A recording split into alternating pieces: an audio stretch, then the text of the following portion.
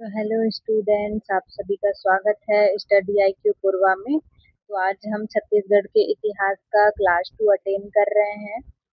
तो हम आज की क्लास में पाषाण काल, वैदिक काल, महाकाव्य काल और महाजनपद काल के बारे में पढ़ाई करने वाले हैं, जिसमें हम देखेंगे कि कौन से काल में क्या क्या अवशेष प्राप्त हुए हैं और कहाँ कैसे छत्तीसगढ़ की पहचान हुई है। तो देखते हैं पाषाण काल में क्या है। तो पाषाण काल में राज्य के महानदी घाटी के रायपुर, बिलासपुर आदि क्षेत्रों से पुरापाषाण कालीन उपकरण मिले हैं और राज्य के रायगढ़, बिलासपुर, बस्तर आदि क्षेत्र से मध्य पाषाण कालीन उपकरण मिले हैं। राज्य के रायपुर, दुर्ग आदि क्षेत्र से जो है दक्षिण भारतीय संस्कृति, महापाषाण कालीन संस्कृति के पुरातात्विक अवशेष प्राप्त हुए हैं, है ना। और देखते हैं वैदिक काल, क्योंकि वैदिक काल में हमें क्या प्राप्त हुआ। चूंकि ऋग्वैदिक काल में आर्यों का प्रचार प्रसार था और आर्य का प्रचार क्षेत्र पंजाब था, इसीलिए ऋग्वेद में छत्तीसगढ़ का कोई उल्लेख नहीं है। और ऋग्वेद में नर्मदा नदी एवं विंध्य पर्वत का उल्लेख नहीं मिलने से यह स्पष्ट होता है कि आर्य जो है ऋग्वैदिक काल में इस क्षेत्र तक नहीं पहुंच पाए थे। और उत्तर वैदिक काल में आर्यों का प्रवेश व प्रसार छत्तीसगढ़ में हुआ। कौशिकी उपनिषद में विंध्य पर्वत का उल्लेख मिलता है और उत्तर वैदिक साहित्य में नर्मदा का उल्लेख रेवा के रूप में मिलता है। तो जो कि वैदिक काल में हम देखें कि जो है आर्य जो है वो छत्तीसगढ़ तक नहीं पहुंच पाए थे, है ना। उस काल में छत्तीसगढ़ का प्रसार नहीं हुआ था।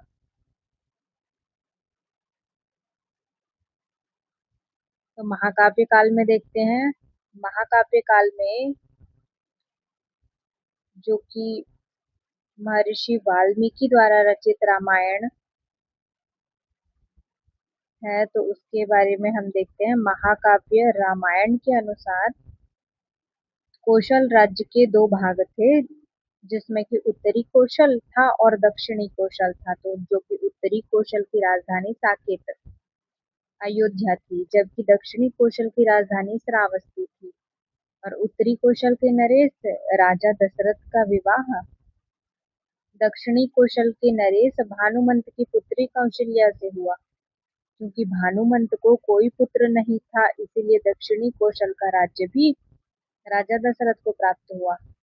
और राम जी ने 14 वर्ष के वनवास का अधिकांश समय दंडकारण्य छत्तीसगढ़ के आसपास के क्षेत्र में ही बिताया और जनश्रुति के अनुसार सिवरी नारायण, करौद आदि स्थान पर राम कथा से संबंध माने जाते हैं। राम द्वारा सीता का त्याग किए जाने पर सीता को महर्षि वाल्मीकि ने अपने आश्रम, जो कि महर्षि वाल्मीकि जी का आश्रम सिरपुर के समीप तुरतुरिया में स्थित है, वहां शरण दिया और इसी आश्रम में लव और कुश का जन्म हुआ, ऐसा मान्यता है। और राम जी के पश्चात उत्तरी कौशल का राज्य उनके ज्येष्ठ पुत्र लव को और दक्षिणी कौशल का राज्य उनके कनिष्ठ पुत्र कुश को मिला। अर्थात हम देखते हैं कि राम जी के बड़े पुत्र लव को जो है दक्षिणी कौशल, नहीं, राम जी के बड़े पुत्र को उत्तरी कौशल का राज्य मिला, है ना, जो कि अयोध्या थी। और राम जी के छोटे पुत्र को कुश को दक्षिणी कौशल का राज्य मिला, जो कि वर्तमान छत्तीसगढ़ है। तो दक्षिणी कौशल की राजधानी श्रावस्ती कुश के नाम पर कुश स्थली के नाम से भी जाना जाता है। और महाभारत काल में देखते हैं।